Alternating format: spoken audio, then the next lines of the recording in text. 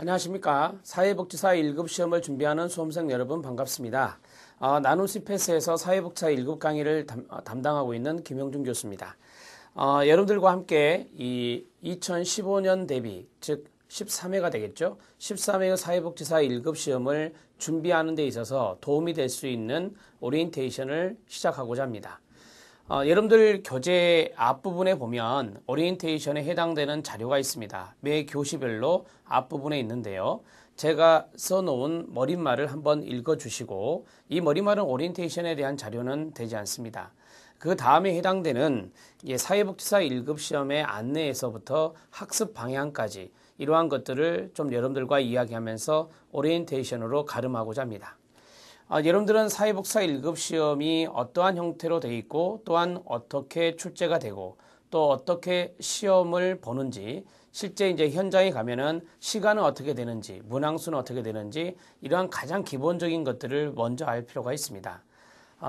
지피지기면 백전백승이란 말이 있죠.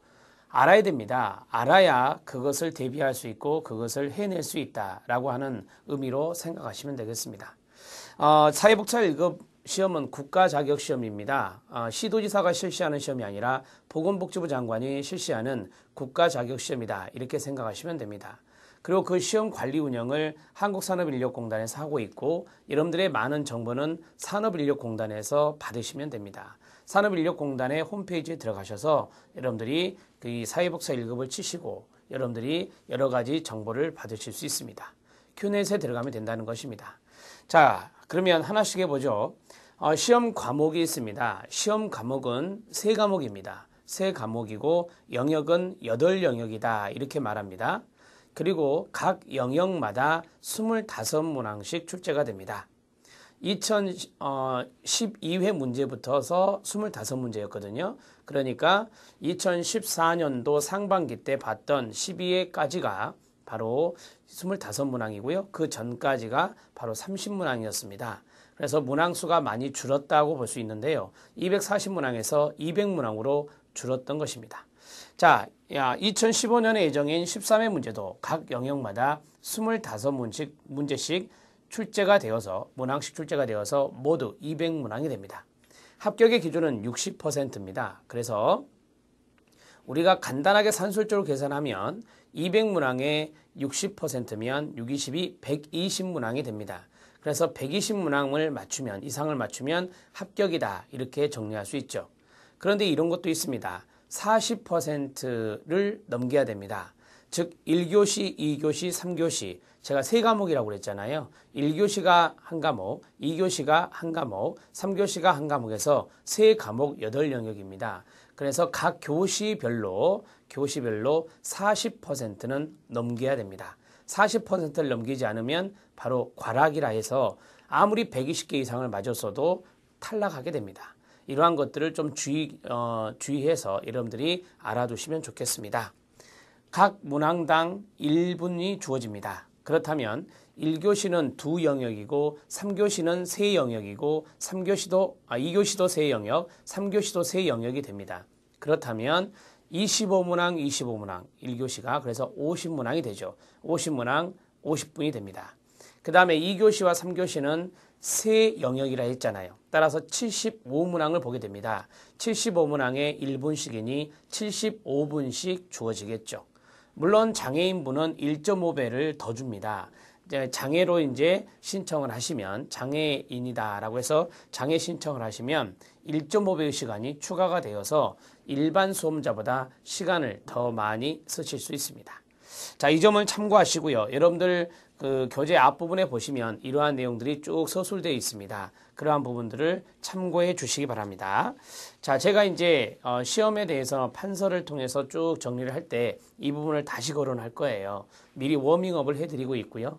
사지선다형이 아닙니다. 오지선다형입니다. 그래서 좀 아리까리한 문제가 있습니다. 사지선다는 조금 아리까리한 문제가 좀 적죠. 그러나 오지선다는 3개 정도는 커트가 되는데 2개 가지고 항상 고민하는 그러한 문항 스타일이 오지선다형이다. 이렇게 보실 수 있죠. 그래서 공부를 아주 정확하게 해 두시는 것이 좋습니다.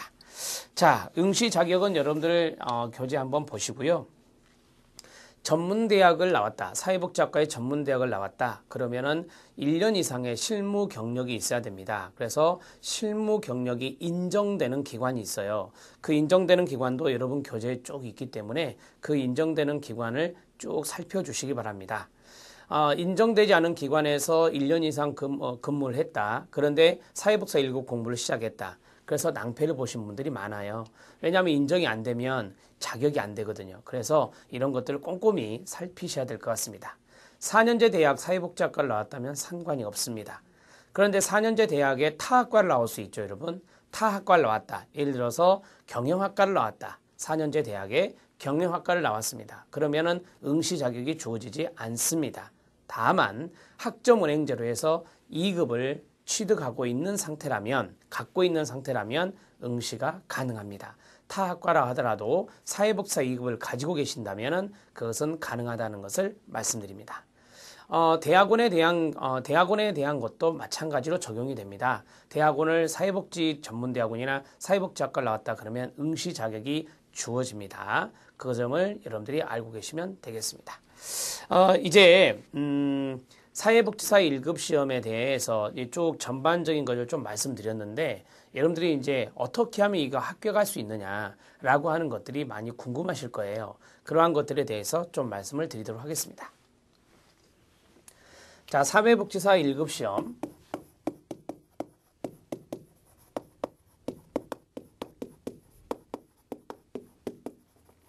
사회복지사 1급 시험은 세 과목 8영역이다. 이렇게 정리해 드릴 수 있다. 말씀드렸죠? 그러면 세 과목 8영역을 제가 교시별로 말씀을 드릴게요. 1교시는 사회복지의 기초라고 해요. 사회복지의 기초라고 해서 두 영역이 있습니다. 인간행동과 사회환경. 인간행동과 사회환경이 있고, 자, 이게 이제 25문항이다. 이렇게 정리해 드렸죠? 25문항. 자, 그 다음에 두 번째가 사회복지 조사방법론입니다. 사회복지 조사방법론. 자, 이게 이제 25문항이 됩니다. 그래서 50문항이 된다. 말씀드렸고요. 자, 2교시는 노란색으로 써볼까요? 자, 2교시는 실천입니다. 사회복지 실천 영역에 해당되는 과목으로서 영역은 세 영역이 있습니다. 첫 번째는 사회복지 실천론이 있습니다. 사회복지 실천론도 마찬가지 25문항이 되겠습니다. 사회복지 실천 기술론이 있습니다. 사회복지 실천 기술론. 이 기술론도 25문항입니다. 그 다음에 지역사회 복지론입니다. 지역사회 복지론도 25문항이 되겠습니다. 자, 이제 3교시는 빨간색으로 써보겠습니다.